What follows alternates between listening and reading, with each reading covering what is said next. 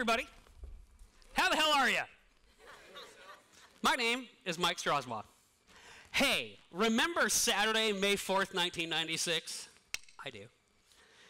It's the day I graduated college with my Bachelor of Arts degree in classical guitar. I was a young musician with big dreams and a big future. That future lasted 1 week. On May 11th, I found myself in the emergency room, clinging to life and calling my parents to say goodbye. I'd gone to the ER that day, really weak and really jaundiced, and after 12 hours of blood tests and questions and probes, oh my, an unsettlingly calm doctor is telling me that they can't find my red blood cells anywhere. So they're going to get me a nice comfy bed and keep snooping around for a while. He didn't say it cool and fun like I just did, though, and in fact, we agreed that it would be a good idea to call my parents and say goodbye. Sooner is better than later. Hemolytic anemia is when your body wipes out its own red blood cells. I was 24 years old, certainly not ready to go, but guess what? Life does not care about you at all. Yeah, we're all just 1 minute away from a pulmonary embolism or some other crazy shit. And if you happen to not die within the next 60 seconds, well, congratulations, because you're luckier than 120 people who are just about to. Now, the odds of you being one of those 120 people, yeah, it's pretty slim, but according to Mel Robbins' TED Talk, the odds of you being born and being you are 400 trillion to 1. So, yeah, so here we are, a room full of impossibilities, and everything is absurd. Where was I? The ER. Just about to shimmy off of this mortal coil. But having graduated with my BA in classical guitar really was the perfect ending to the brief story of Mike Strausbaugh. You see, I was the youngest of 3 kids in a military family. And when my dad retired, so did my family. Dad went that away, sisters went that away, and for weeks at a time, nobody knows where my mom was, especially her. But life tells great stories, and mine stars an adorable, abandoned teenager who discovers that the album Master of Puppets by Metallica sounds like he feels about the whole thing. I soon bought my first electric guitar, never put it down. That guitar first saved my life and then became that life's purpose. Fast forward 8 years, I've got a bachelor's degree, big dreams, big future, and a big old case of hemolytic fucking what? When you unexpectedly face your own immediate demise that first time, your reaction is real. You laugh or you cry or you say weird stuff. You ask if you should call your parents and say goodbye. When it's the 6th time, you've been there. So you load your rifle, you go over the top when the whistle blows, and you charge the machine gun again. That was a World War I reference, and that was only 100 years ago, but those 100 years happened to encapsulate the 20th century. Biggest turning point in all human history, certainly in terms of the human relationship with life and death. 21st century? Forget about it. Science is science fiction. Medicine is magic, and we've all seen countless lives and deaths played out on screens. But we've never been so disconnected from the real thing. We hear things like, she died too young, or no parent should outlive their children. I totally get those sentiments. But for 99.9996% of human history, math, those sentiments didn't apply. On the last day of the 20th century, average human lifespan was 66.8 years. On the first day of the 20th century, average lifespan was half, 33 years. For 300,000 years, average human lifespan was anywhere between 18 and early 30s. And then it doubled in 100 years. Now, does that mean they didn't have old people back then? Well, some of that, but it's really much more about all of the people that never made it to kindergarten. So, when I hit 25 after hemolytic anemia, boy, I'll tell you what, that cake was good. We should all celebrate your annual rotation around the sun, if for no other reason than every year, 62 million people don't get a chance. Every year older, it's another year where you haven't died of hemolytic anemias or pulmonary embolisms or COVID. Or Like 500 people every year killed by a fucking hippo. Yeah. Speaking of years, it'd be about a year before I recovered from hemolytic anemia, but I didn't really recover. And in fact, over the next 12 years, from 24 to 36, my health would just spiral. Hemolytic anemia was the first of 6 widowmaker events I wasn't supposed to survive. Others include 2 really nasty bouts of pneumonia, infected lymph nodes, viral encephalitis, and sepsis. Sepsis will kill you really good. But everyday life was worse. The never-ending cycle of hundreds of ever-worsening respiratory infections, the pneumonias, ear infections, sinus infections, strep throats, pink eyes, yada, yada. Those 12 years were a really shitty front row seat to Einstein's theory of relativity, and I'm not exaggerating when I say I endured an eternity of literal medical help. Like, I'm really happy to be here today. Not just here, but here. Medical issues, by definition, are personal. But man, it was clear that mine were targeting me in really specific ways. Within 2 years of undergrad, chronic tendinitis would just take my left hand out of the equation. I was also getting recurrent ear infections by this time, so I didn't think too much of it when my left ear started to act wonky on a Friday night.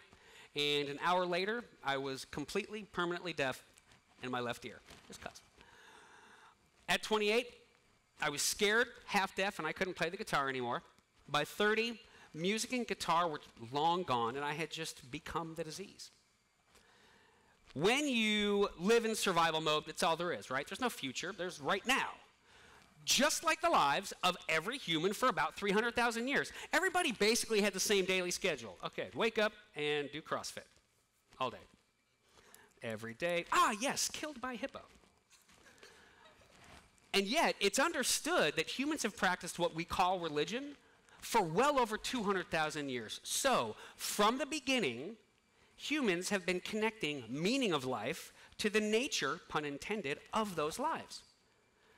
Blink an eye, and today we can live 100 years, never leave our climate-controlled homes, or even lift a finger except to use our magical, all-knowing God device. Doesn't life mean so much more now? Suicide rates in the United States rose 30% between 2000 and 2020. But life itself, it's not cruel, it's not kind, it's beautiful. In unexpected 25th birthdays, and guitars, and cats, and my right ear that does still work. Life is also pandemics and children dying before their parents. Life does not care about you. So, live an authentic life or stare at your goddamn phone. Either way, all of this is going to be over really, really soon, and this is why I don't get invited to parties. No, come on, look at me. Do I look like a bummer? No, I look like the proudest human peacock. I love dressing up this fine-looking meat sack every day. Look at it. Why? Because I can.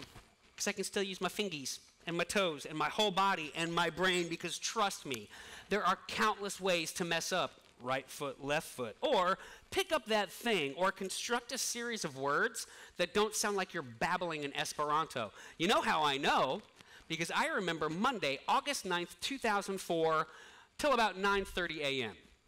Or technically 6:30 p.m., but at 9:30 is when Mom put some food in front of me as I sat slumped over the kitchen table, and then she walked out of the kitchen. And then she walked right back in. 9 hours later. I'm just sitting there. Viral encephalitis is inflammation of the brain.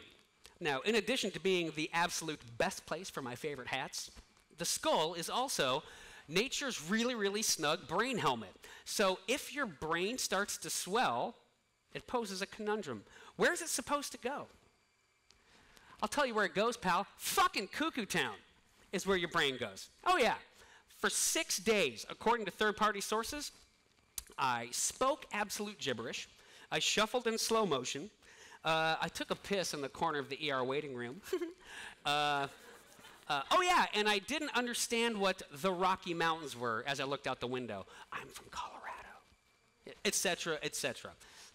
Now, I've never done LSD, but I feel like I can relate, because when the lights came back on Saturday night, yeah, wasn't nobody home. I.e., there was no I. There was nothing. And then, bing, a brand new baby Strausbaugh brain popped into this 13-dimensional alien reality, it would take many moons of physical, speech, and occupational therapy, certainly, but just complete Herculean effort to first reestablish reality. Sounds good. 2, thinking, question mark.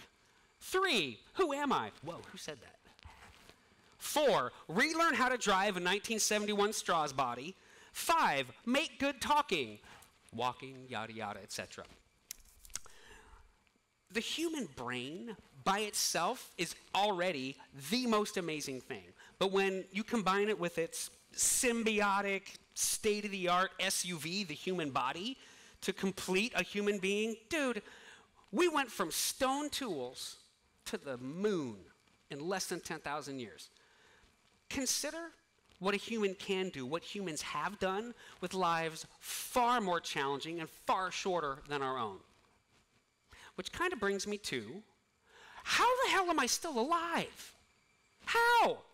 Like all of this was all my reality when I woke up on Monday, January 8th, 2007. The 2 years following encephalitis hadn't been great. And in fact, 2 of those Widowmaker events had occurred within the previous 6 weeks. So I'm sitting at work and my phone rings. Oh, it's another call from another doctor. I've gotten a lot of these. Hey, Mr. Strausbaugh. Yeah, great news, buddy. Yeah, you don't have Ugandan aardvark fever or something, right? But this call was different, and everything changed. Has anybody heard of Common Variable Immunodeficiency? Yeah, me neither. Hadn't heard of that. Nope, and it's not common. It's a rare genetic condition. It affects about 1 in 50,000, but that's just a number. So just imagine medium-sized college football stadium, okay? The Roman Coliseum was the same size, so just imagine that instead, because lots and lots of people died there horribly. Okay, so you're at the Coliseum, you're there to watch the Lions take on the prisoners, and in the most impossible moment, you are singled out and dragged down to the sands of the arena. There they say, hey, you see that lion over there? No, you don't. But he sees you. And you're our first contestant on When Invisible Lions Attack. That's Common Variable Immunodeficiency. But on the same call, the doctor would then go on to explain that with monthly infusions, I would have the immune system of a normal person. Now, I've never had that, so does not compute. But basically, no more respiratory infections, sold. But also, no more anemias, no more encephalitises, no more tendinitis. You remember when that English kid, Charlie, found a golden ticket to some stupid chocolate factory? Lame. Mine's way better. At the end of the call, the doctor basically said, this is the first day of your brand new life, Strausbaugh. What you gonna do with it? For 12 years, I had been Prometheus, chained to a rock for eternity and having my liver ripped from my body every day. Meaning of life, huh? You know what any of it meant? What all of it meant? It meant that one of my chromosomes went, no. That's it. That's all it means. Nothing means nothing, and everything is absurd. Meaning, purpose, all of that is up to you, or rather, me. And I did something about it when a year later, I began prerequisites for the Master of Music program at the University of Missouri. Yep. For 5 perfect years, I went to school full-time. I also drove 100 miles a day, worked a full-time job, worked an additional 20 hours a week as a teaching assistant, went through a dumpster-fire divorce, and consequently, homeless for about 5 weeks. Piece of cake. And in May 2013, I completed my 3rd of 3 Masters of Music in Music Composition, Jazz Studies, and Classical Guitar. Yep. Thank you. All of that looks really good on a resume, but I ain't care about that. Because resumes are for other people, and frankly, the music building at the University of Missouri was my chocolate factory. 2 months later, put the cherry on top when I moved back home to Colorado and soon began life as a music mentor. Even got to cross college professor off of my bucket list, but then COVID rolled into town, so today my 2 kiddies and I live in a sleepy little mountain town, and here I am. 1 year ago, if you'd asked me if I'd change anything about my life, ding, yes, no common variable immunodeficiency, please, that'd be great. But now, wouldn't change a thing, because I don't know who I would be, but I wouldn't be me. And what would my one life mean to me? If having 12 years and everything stolen means that I never take my foot off the gas, awesome. If enduring 12 years of hell means that I never take for granted waking up in this comparative heaven every day, even better. I want you to imagine a lottery. This lottery includes every human being ever born. It's a lot of people. One person is chosen completely randomly. Holy shit, Bob, it's you. Seems impossible, right? Now imagine, same exact situation, chosen randomly, all that, and you are chosen 4,000 times in a row. That's impossible, right? Nope. But it is 400 trillion to 1, and you fucking did that. You can do whatever you want with your lottery winnings. I'm going to go play my guitar. Thank you.